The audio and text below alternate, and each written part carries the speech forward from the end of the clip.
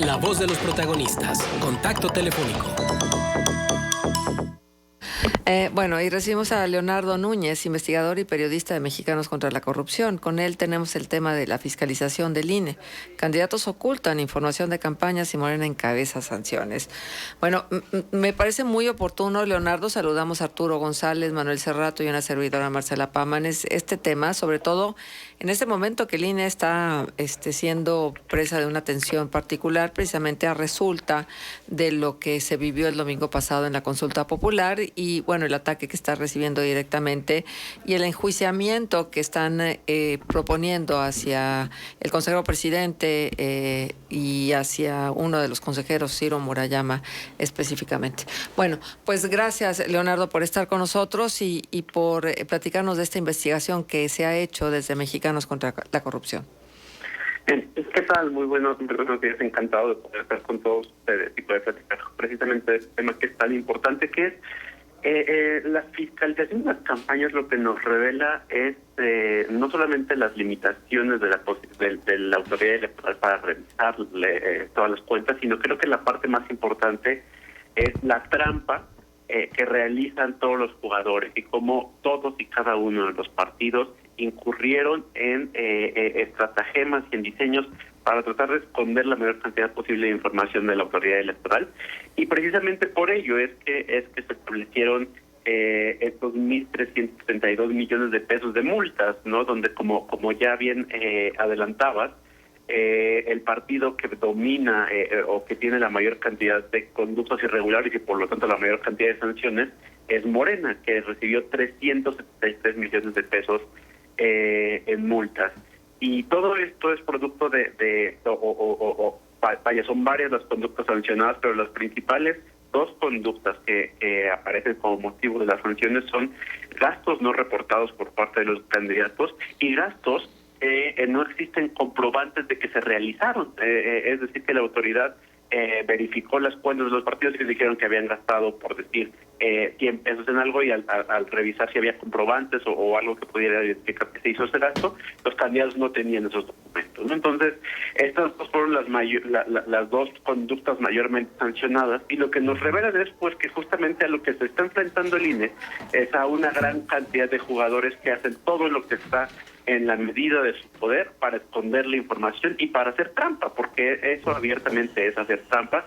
Y entonces creo que la carga de la prueba o la discusión que deberíamos estar teniendo no es lanzando el dedo acusador sobre el Instituto Nacional Electoral, sino sobre los jugadores tramposos, ¿no? Donde están aquí pues todos los partidos involucrados. Sí, exacto. Leonardo, buenos días. Saluda a Manuel Cerrato. Esta cifra histórica de multas a los partidos, ¿realmente para ellos qué significa? Porque ya sabemos que efectivamente esas trampas tan sistematizadas, tan normalizadas, elección tras elección, pues pareciera ser que ya las tienen casi que de antemano presupuestadas, ¿no? Como que ya saben que incurrir en ciertas prácticas luego, en los procesos posteriores de fiscalización, les puede derivar en una sanción, y a veces esas sanciones pues no es que les hagan mucho daño a sus finanzas particulares. Ahora, en la investigación completa, que obviamente la recomendamos ahí en la página contralacorrupción.mx, se señala, Leonardo, señalas que el 10% de las multas fueron derivadas de quejas de los propios partidos, y pues el resto por los hallazgos de fiscalización. Dos puntos entonces. Esto de que si los partidos de alguna manera ya tienen presupuestado las multas y por eso no les importa violar la ley. Y dos, ¿cómo son los procesos de fiscalización de la autoridad electoral? Por cada cosa que detectan, ¿cuánta cifra negra no habrá de malas prácticas no detectadas y por ende no sancionadas? Claro, son dos preguntas muy importantes. La primera, creo que nos evidencia uno de los grandes problemas de nuestra democracia, es que las multas claramente son espectaculares, ¿no? Pero ciertamente pues están consideradas dentro de los partidos como atinadamente señalas. Por ejemplo, estos 303 millones de pesos con los que va a ser multado Morena, equivalen a 17% del presupuesto que recibirán o que recibieron en 2021. Entonces, no es ni una quinta parte de los recursos públicos, ¿no? Y además, por la propia legislación electoral que hay, la multa se hace en cómodos pagos, digamos que a meses sin intereses, sí. donde lo que hace el INE es descontar de las administraciones mensuales de los partidos del dinero que, pues, el dinero público, ¿no? Que es dinero de todos los mexicanos. Entonces lo que tenemos son que los partidos están pagando el costo de hacer trampa con los recursos que nosotros mismos les estamos poniendo. Entonces, en cierto sentido, pues no estamos ante un círculo vicioso, donde creo que la parte que otra vez no es ocioso insistir en que Morena es el partido más sancionado, porque precisamente aquí tenemos un gran problema, porque se supone que estamos ante jugadores que prometieron y cuyo discurso era que iban a ser diferentes, y lo que tenemos es que están replicando los mismos vicios del pasado, ¿no? Los mismos vicios que son los que carga otro de los partidos de la coalición del gobierno, que es el Partido Verde, por ejemplo, ¿no?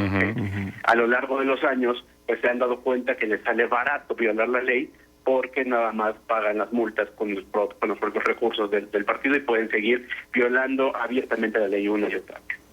Sobre la parte de la fiscalización, también resulta interesante en las sanciones que representan el 10%, en el 10% de las multas que provienen de las quejas de los partidos están algunos de los casos espectaculares, ¿no? Ahí están los influencers del Partido Verde, lo que sucedió en Nuevo León con la esposa del candidato, además de las redes de triangulación de recursos con sus restos familiares y otros casos sonados, pero la gran mayoría de los hallazgos provienen de la fiscalización de los recursos. Y aquí, solo para hacer un recuento rápido de qué es lo que dice la ley, desde 2014 se hizo una reforma que obligó a que todos los candidatos de todas las contiendas tenían que reportar al INE en tiempo real sus gastos, y para esto existe una plataforma que es el sistema de fiscalización, donde se supone que de acuerdo con la ley los candidatos tienen que reportar en tiempo real como un máximo de 3 días después de que realizaron un gasto. Lo que identificamos en esta campaña, pero también en las anteriores, antes de que cerraran las elecciones, por ejemplo, en la elección de diputados, una tercera parte de los candidatos no habían presentado ni un solo movimiento una semana antes de las elecciones, ¿no? Entonces teníamos campañas, pero no había datos de cuánto habían gastado y cuánto habían tenido de ingreso. Lo que tenemos es un fenómeno donde todos los candidatos esperan hasta el último momento, reportan hasta el final de sus campañas y apuestan a que la autoridad electoral no va a poder detectar todos los movimientos irregulares o posibles desfases o incongruencias de sus cuentas, porque no le están dando el tiempo suficiente. ¿Por qué? Porque todos le están dando la vuelta a la ley a la obligación de reportar en tiempo real. Entonces lo que tenemos es un INE que tiene 40 días después de que acaban las elecciones para revisar las cuentas de más de 20,000 candidatos. Entonces, si la información no se presenta de manera oportuna o de plano no se presenta, pues entonces la materia prima con la cual el INE tiene que fiscalizar, pues no está ahí o llega muy tarde. Y entonces, otra vez, por eso es una y otra vez regresar a que muchos de los problemas de la fiscalización tienen que ver con los partidos tramposos. Claro. Leonardo Núñez, te saluda Arturo González, buenos días. ¿Qué es lo que buscan los partidos y los candidatos? ¿Ocultar la procedencia del recurso o quieren ocultar el sobregasto? ¿O las dos cosas? Perdón, ¿se cortó la llamada? ¿Me escuchas ahí? Ahora sí, perfecto, perdón. Sí. ¿Qué es lo que pretenden con estas trampas los partidos y los candidatos? ¿Ocultar los sobregastos o también pretenden ocultar la procedencia de los recursos? ¿O las dos cosas? Creo que desafortunadamente tenemos a los dos fenómenos sucediendo al mismo tiempo. Porque lo que tenemos también es que la ley señala que cuando te acercas al tope de la campaña o el rebase del tope de la campaña es una causal de nulidad de la elección. Entonces, creímos que esa era la forma de atacar el problema del dinero ilegal. Lo que acabó generando esto es que todos los candidatos acaban declarando la menor cantidad posible de gastos, apostando que la autoridad electoral no va a identificar la fuente tanto de sus ingresos como de sus gastos. Y esto sucede precisamente para tratar de evitar la anulación del tope de gasto de campaña, pero también porque es un juego en el cual si los candidatos gastan dinero de manera ilegal mediante dinero en efectivo, por ejemplo, pues eso es prácticamente imposible de fiscalizar si no está la autoridad encima de todos y cada uno de los candidatos 24/7. Como eso no es posible, no tenemos estos grandes juegos de trampas, no donde tenemos mecanismos de simulación y de financiamiento ilegal, no y atando esto a una pregunta anterior, claramente no tenemos un estimado preciso centavo de cuánto dinero ilegal hay, pero la última vez que nosotros hicimos la estimación en una investigación que titulamos Dinero bajo la mesa, que hicimos desde Mexicanos contra la Corrupción, nuestro estimado era que por cada peso que los candidatos reportan hay al menos 15 pesos que corren por debajo de la mesa. 15, o sea, entonces, wow. Claramente estamos ante cosas espectaculares. Por ejemplo, una campaña gobernador que tiene usualmente en el norte del país un tope de campaña de 35 millones de pesos. Lo que nos encontramos en entrevistas y en identificación precisa es que el tope de gastos es de 30 millones de pesos, pero los jugadores te dicen, para sentarme en la mesa yo necesitaba al menos 500 millones de pesos. Claro. ¿No? 15 veces más. Y esa cantidad de recursos se mueven, pero otra vez se mueven mediante mecanismos como el uso de recursos en efectivo, el pago de muchos gastos que no se ven de manera fiscalizable. Por ejemplo, el INE es muy bueno para fiscalizar la propaganda en la calle, no y la propaganda que pasa en los medios de comunicación, porque eso es muy visible, pero los propios candidatos te dicen, yo no le voy a declarar al INE cuánto me gasto en los mandiles y las cosas que le regala la gente en sus casas. ¿Por qué? Pues porque el INE no va a andar bien. Entonces el problema principal está en el uso de dinero en efectivo. Y creo que en el uso de dinero en efectivo y en que los jugadores todos aceptan jugar a esas reglas, ¿no?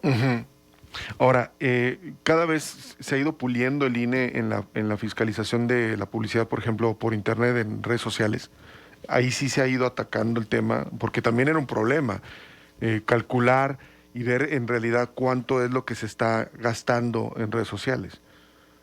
Claro, sin duda, creo que lo que tenemos es la legislación y la autoridad, un pasito atrás de lo que está pasando en la realidad, ¿no? Ciertamente nos estamos empezando a poner al día con lo que pasa en redes sociales, pero pues claramente todavía nos falta mucho, ¿no? Porque lo que tenemos ahora es que el INE ha logrado fiscalizar las campañas de las páginas de los candidatos, por ejemplo, ¿no? Pero se empieza a hacer muy difícil cuando las estrategias implican contratar a una agencia que contrata influencers, que hacen campañas que no necesariamente es fácil identificar que es para el candidato, ¿no? Salvo que sean cosas muy escandalosas, como lo que pasó con la desvergüenza del Partido Verde, pero pues tenemos ese mismo fenómeno a nivel municipal, a nivel estatal, y claramente pues también se nos está escapando una parte. Otra vez porque los jugadores están apostando a diversificar la cantidad de recursos y a esconder la mayor cantidad posible de cosas que, si pueden ahorrarse declararlo, pues lo van a ahorrar esperando o jugando a que no los van a encontrar. Y que si los encuentran, pagan la multa y siguen jugando. Leonardo. Pero pagan la multa, perdóname, Sí. pagan la multa con dinero también de nosotros, ¿no? Claro. Ellos no pierden nunca nada. Exacto. Estamos en un ciclo profundamente perverso, pero otra vez donde el dedo acusador no debería caer sobre la autoridad electoral, sino debería caer sobre los representantes o los políticos y candidatos que son los que están haciendo estas conductas. Ahora, Leonardo, ¿cómo romper este círculo perverso? Porque, a ver, son los mismos partidos los que hacen la ley ante la desconfianza que les generan los procesos y las campañas. El INE las aplica y luego terminan echándole la culpa al INE y responsabilizándolo de no sé qué tantas cosas. Y son ellos los que están haciendo la trampa para que en la siguiente reforma vuelvan a poner más candados que ellos mismos van a violar en las campañas y en las elecciones. O sea, es un círculo totalmente absurdo. ¿Cómo romperlo? Claro, creo que estamos en un momento muy complicado porque ciertamente no solamente los jugadores están en todo este círculo vicioso, sino que además ellos mismos son los que hacen las reglas, ¿no? Pero creo que algo que tendríamos que sacar del pasado es las reformas electorales del pasado fueron impulsadas por los perdedores, ¿no? Usualmente el perdedor era quien después de hacer un cuestionamiento al proceso electoral proponía que era lo que estaba mal. Y creo que en este momento lo que tenemos que darnos cuenta que quienes estamos perdiendo de esta elección somos los ciudadanos, ¿no? Ujú. Y entonces el reclamo tiene que ir por parte de la ciudadanía mediante mecanismos de presión y propuesta, porque justamente los propios partidos no van a ser los que van a generar esos cambios, Claro. menos cuando el partido, la coalición en el poder tiene metido al Partido Verde, ¿no? El partido más tramposo en la historia de los partidos políticos, y eso que hay bastante competencia, ¿no? Y entonces eso te habla de que desde esa área no va a venir la presión social. Entonces creo que necesitamos hablar de mayores facultades para el INE, de mayores sanciones y castigos mucho más severos, ¿no? Porque, por ejemplo, el Partido Verde ya debería haber perdido su registro, entonces todo lo que ha hecho, pero la ley no lo permite actualmente, no es tampoco el clamor social y la serie de reformas que permitan hacer una fiscalización más agresiva. Entonces, creo que esa parte tiene que venir desde la academia, desde la ciudadanía y desde la sociedad civil organizada, porque claramente si lo dejamos en las manos de los partidos, pues claramente por ahí no va a venir. Creo que hay que recuperar, o más bien regresar a recordar que el espíritu del INE es un instituto ciudadano, ¿no? Uh-huh. Y que si bien algunos consejeros se vuelven muy incómodos para el poder, pues es precisamente porque están desarrollando una función que está hecha para hacer enojar a sirios y troyanos, ¿no? Porque claro, todos los jugadores están haciendo trampa y entonces claramente lo más fácil es abuchearle al árbitro cuando en realidad todos los que están metiendo la pierna mal y haciendo las malas jugadas son los jugadores, que en este caso son los partidos políticos. Exactamente. Y en su momento, Leonardo, pues platicábamos de esa investigación Dinero bajo la mesa con Jimena Mata. Y bueno, uno de los puntos era que para los partidos es incluso hasta rentable violar la ley. Y ahora con esta investigación que se presenta por parte de Mexicanos contra la Corrupción, este artículo de tu autoría, pues lamentablemente nos sigue quedando claro que tenemos que abonar, como tú bien dices, desde la sociedad civil organizada, desde la ciudadanía, desde la academia, pues a que este círculo vicioso se rompa. Si nos puedes hacer la invitación, Leonardo, por favor, a que la gente ingrese al portal para tener, pues obviamente, toda la información de este artículo. Sí, claro, todo lo pueden encontrar en la página de contralacorrupción.mx y en este caso esta pieza se llama Fiscalización del INE, candidatos ocultos de información y campañas, Morena encabeza sanciones, en contralacorrupción.mx y en todas las redes de Mexicanos contra la Corrupción. Muy bien. Muy bien. Pues muchísimas gracias, Leonardo, por estar con nosotros. Encantado de poder platicar con ustedes y muy buen día y saludos desde acá. Buenos días. Igualmente, Leonardo Núñez, investigador y periodista de Mexicanos contra la Corrupción, estuvo con nosotros. Dese una vuelta a la página de Mexicanos contra la Corrupción y revisa estos temas. Son investigaciones profundas y bueno, reflejan mucho lo que estamos viviendo. Antes de irnos a la pausa, nos queda exactamente 30 segundos. El tema del gas en la Ciudad de México, en la zona metropolitana del Valle de México, en Pachuca también, pues es un tema. Hubo una protesta, el presidente tuvo que abordar el tema de lo que está pasando en torno al gas y bueno, todo resultado de la introducción del gas bienestar. Y bueno, lo que el presidente dio a conocer son 3 medidas. Una, garantizar el abasto a la gente en el Valle de México y en Pachuca. Se analiza presentar denuncias a quienes se nieguen a cumplir con la obligación de prestar el servicio de un insumo básico y se hablará con distribuidores y comisionistas para garantizar la seguridad. Va a intervenir la Guardia Nacional para proteger a los que ayuden para que no falte el abasto del gas. Bueno, pues esto es lo que está sucediendo en torno al tema del gas. Son las 9 de la mañana con 49, vamos a la pausa y regresamos. Contextos.